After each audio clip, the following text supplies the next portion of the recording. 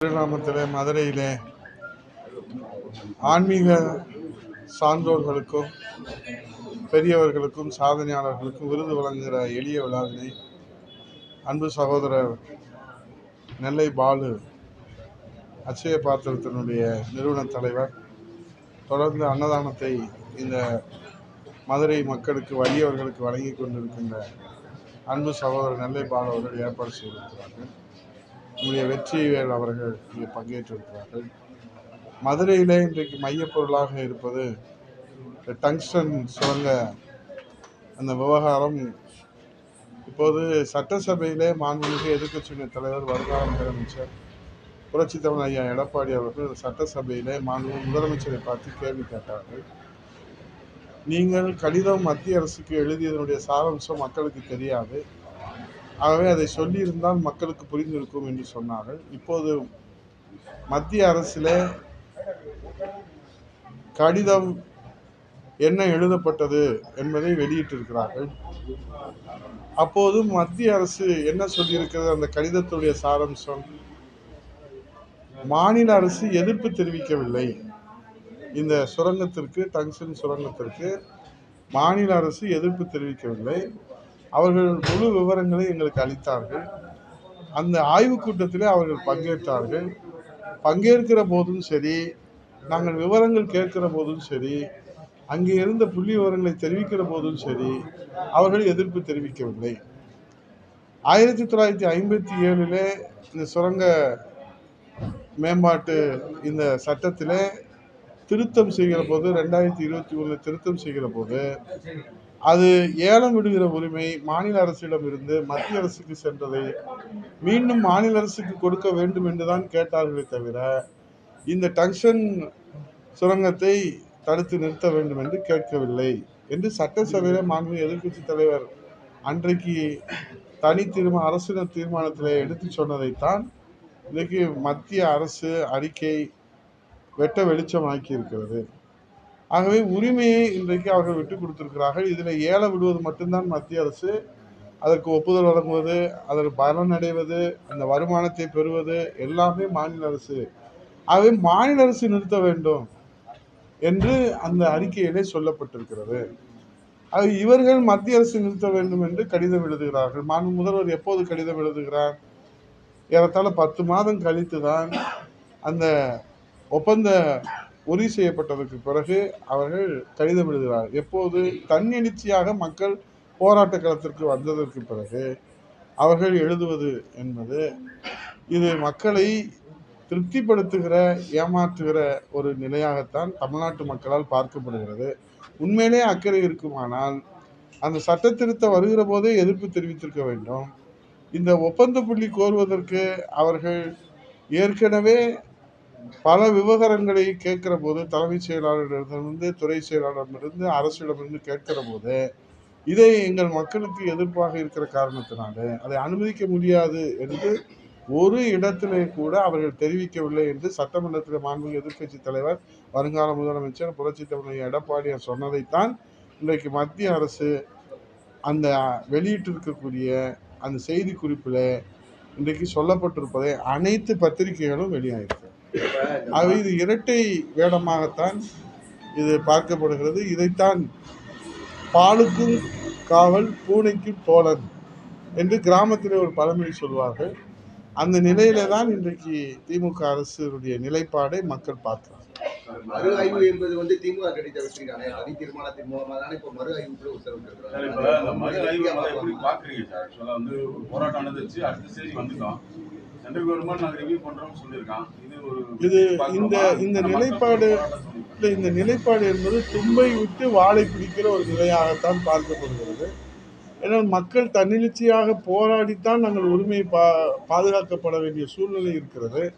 அரசு நினைத்திருந்தால் ஆரம்ப நிலையிலேயே 1957 சட்டத்தை திருத்தம் செய்து 2021 திருத்தம் செய்கிற போது, அல்லது இந்த விவரங்களை கேட்கிற போது, அல்லது அந்த கூட்டங்களில் கலந்து கொள்கிற போது அவர்கள் மக்கள் போராட வேண்டிய, வீதிக்கு போராட வேண்டிய அவசியம் ஏற்பட்டிருக்காது.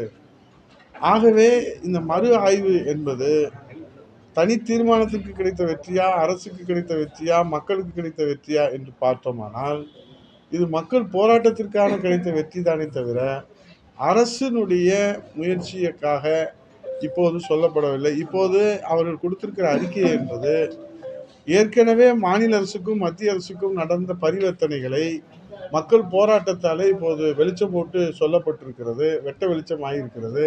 அதிலே நாம் புரிந்து கொள்ளக்கூடியது, மாநில அரசு இதிலே எந்த விதமான முயற்சியும் எடுக்கவில்லை, திமுக அரசு எடுக்கவில்லை, தடுக்கவில்லை, தடுப்பதற்கு எதிர்ப்பு தெரிவிக்கவில்லை, தடை சொல்லவில்லை என்பது மாண்புமிகு எதிர்க்கட்சி தலைவர் அவர்கள் சொன்னது ஆதாரப்பூர்வமாக இப்போது மத்திய அரசினுடைய அறிக்கை வெளியிடப்பட்டது. சார், சென்னை அண்ணா பல்கலைக்கழகத்துல ஒரு மாணவிக்கு வந்து பாலியல் துன்புறுத்தல் கொடுத்துருக்காங்க. எப்படி பாக்குறீங்க? எல்லா கட்சி தலைவர்களும் வந்து சொல்றாங்க.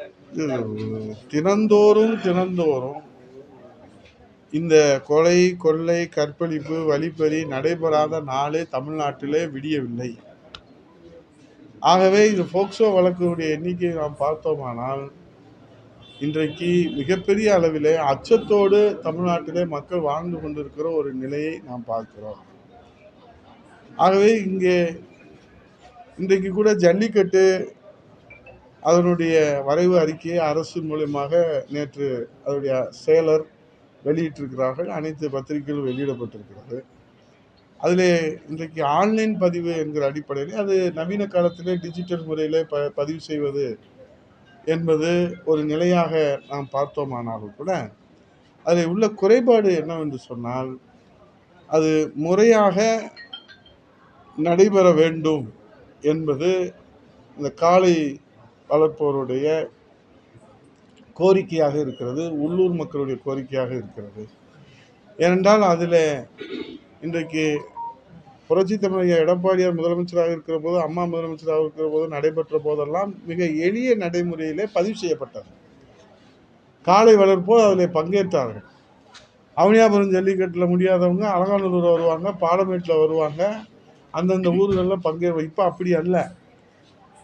அதை முறைப்படுத்தி இந்த அரசு இவ்வளவு நிபந்தனைகளை விதிக்கிற போது எளிய முறையிலே அவர்கள் அதில் பங்கேற்க வேண்டும். இப்போ காளை வளர்க்குறவங்கெல்லாம் கம்ப்யூட்டர் படிச்சுட்டு வரணும்னு நம்ம சட்டம் போட முடியாது. சேவை மையத்தில் போய் கொடுக்கலாம் நம்ம, ஆனால் இவங்க கொடுக்கறதுக்கு முன்னாடியே அங்கே லாக் ஆகிடுது. இது ஒரு சூழ்நிலையில் ஆகவே காளை வளர்ப்பவர்கள் கம்ப்யூட்டர் படித்து விட்டு தான் காளை வளர்க்க வேண்டும் என்று சட்டம் போட முடியாது நம்ம. அது எளிய நடைமுறையிலே அவர்களுக்கு பங்கேற்பதற்கு அந்த காளை தகுதி இருக்கா, மருத்துவ பரிசோதனை அதெல்லாம் கடைபிடிக்க வேண்டிய நடைமுறை தான். ஏன்னா பீட்டா போன்ற அமைப்புகள் பல நிபந்தனைகளை விதித்திருக்கிறார்கள். அது தொடர வேண்டும் என்ற அந்த அடிப்படையில் அக்கறையில் அரசு சொல்லுகிறது, அதை கடைபிடிக்கலாம்.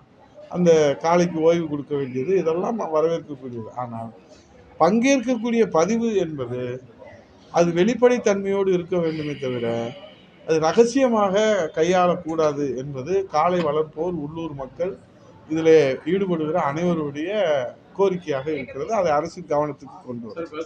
விவகாரத்துல என்ன சொல்றாருன்னா, இவர் துரைமுருகன் என்ன சொல்றாரு, நாங்க அக்டோபர்ல இது தொடர்பா கடிதம் எழுதியிருக்கோம், முதல்வர் பேசி மறுக்கலையே. கடிதம் எழுதியதை மறுக்கவில்லை, கடிதத்தினுடைய சாராம்சத்தை தான் இப்போது கேள்வி. அவங்க என்ன கிளைம் பண்றாங்க, நீங்க தமிழ்நாட்டினுடைய மாநில அரசுடைய ரைட்ஸ், உரிமை, ஏலம் விடுகிற உரிமை நீங்கள் வாங்கி விட்டீர்கள். இந்த சட்ட திருத்தத்தினால இந்த லேண்டு, நிலத்தினுடைய அதிகாரம் மாநில அரசுக்குத்தான் இருக்கிறது. அவை நிலம் சம்பந்தப்பட்ட அனைத்துக்கும் மாநில அரசுக்கே உரிமை இருக்கிற காரணத்தினால ஏலம் விடுகிற உரிமையை மீண்டும் தமிழக அரசுக்கே கொடுக்க வேண்டும் என்று கேள்வி கேட்கிற போது அவர்கள் பதில் அளிக்கிறார். ஏற்கனவே 9 ஆண்டுகளாக நாங்கள் வைத்திருந்தோம், எந்த அனுமதியும் மாநில அரசில் கேட்கவில்லை, ஏலம் விடவில்லை. ஆகவேதான் நாங்கள் மிக முக்கியமான கனிமங்கள் என்கிற அடிப்படையில் அதில் ஒரு பிரிவு கொடுக்குறாங்க. டி 15Dயோ மேபி ஏதோ ஒரு பிரிவு இருக்குது. அந்த பிரிவின் அடிப்படையில் முக்கிய கனிமங்களை எடுப்பதற்கு, ஏலம் விடுவதற்கு மத்திய அரசு மாநில அரசை கேட்க வேண்டிய அவசியம் இல்லை என்கிற ஒரு நிலையிலே தான் அவர்கள் ஏலம் விட்டிருக்கிறாங்க. இப்போ இவங்க அந்த கடிதத்தில் என்ன சொல்லியிருக்கணும், நீங்கள் உரிமை பறிப்பதோடு எங்களுடைய அனுமதி இல்லாமல், மக்களுடைய அனுமதி இல்லாமல், கலந்தாய்வு செய்யாமல், மக்களை கலந்தாய்வு செய்யாமல் எப்படி அந்த பகுதியில் நடத்துறது? ஒரு சாதாரண ஒரு தொழிற்சாலை துவங்குவதற்கு கூட அந்த பகுதி மக்களுடைய தீர்மானம், அந்த உள்ளாட்சியிலேருந்து தீர்மானம் போட்டு தான், அந்த ஊராட்சியிலேருந்து தீர்மானம் போட்டு தான் நம்ம எந்த ஒரு சாதாரண தொழிற்சாலை துவங்குவதற்கு கூட கேட்கணும். இப்போ மக்கள் அந்த பகுதியில் இருக்கவங்க யார் என்ஓசி யார் கொடுத்தா தெரியல, தீர்மானம் யார் போட்டா தெரியல. ஆனால் மாநில அரசு மௌனியாக, வாய்மொழி மௌனியாக இருக்கிறது. மக்கள் தன்னெழுச்சியாக போராடியதற்கு பின்பு கடிதம் எழுதுகிறார். கடிதம் எழுதுவதற்கு 2023 போட்ட சட்டத்திற்கு 2024 டிசம்பரில் கடிதம் எழுத வேண்டிய ஒரு சூழ்நிலை வருகிற போது, இந்த 10 மாத காலங்கள் இந்த அரசு தூங்கி கொண்டு இருந்ததனுடைய ரகசியம் என்ன, மர்மம் என்ன, காரணம் என்ன என்பதை தமிழ்நாட்டு மக்களுக்கு சொல்ல வேண்டும் என்பதுதான் மாண்புமிகு எதிர்க்கட்சி தலைவருடைய கோரிக்கை. அதுக்குரிய விளக்கம் தான் இப்போது மத்திய அரசு கொடுத்திருக்கிற அறிக்கைக்கு. இந்த அரசு, நான் மீண்டும் சொல்லுகிறேன், பாலுக்கும் காவல் பூனைக்கும் தோழன் என்கிற ஒரு நிலையிலே தான் இந்த அரசு இன்றைக்கு நிலைப்பாடு. இந்த டங்ஷன் மட்டுமல்ல, அது முல்லை பெரியாரா இருந்தாலும் சரி, காவேரியா இருந்தாலும் சரி, பாலாரா இருந்தாலும். அதே மாதிரி இந்த அதிமுகவோட இரட்டை இலை திரும்ப மீண்டும் முடக்கப்படும் தொடர்ச்சியா ஒரு பேச்சு ஆரம்பிச்சு டங்ஷனை மீட்டெடுப்பதற்கு மக்கள் போராடி கொண்டிருக்கிறார்கள். அந்த போராட்டத்திலே அனைத்து இந்திய அண்ணா திராவிட முன்னேற்ற கழகம் முழுமையாக பங்கேற்கும் என்று மாண்புமிகு எதிர்க்கட்சி தலைவர் புரட்சி தமிழர் எடப்பாடியார் அவர்கள் அறிவிப்பு கொடுத்திருக்கிறார்கள். அந்த அளவில் அண்ணா திராவிட முன்னேற்ற கழகம் தமிழ்நாட்டு மக்களுடைய, மதுரை மக்களுடைய உரிமையை பாதுகாப்பதற்கு அண்ணா திராவிட முன்னேற்ற கழகம் முன்னின்று மீட்டெடுத்து உரிமையை மீட்டெடுப்போம், உரிமையை பாதுகாப்போம். நன்றி, வணக்கம். மீண்டும் ரெட்டலைக்கு ஆபத்து வராதா?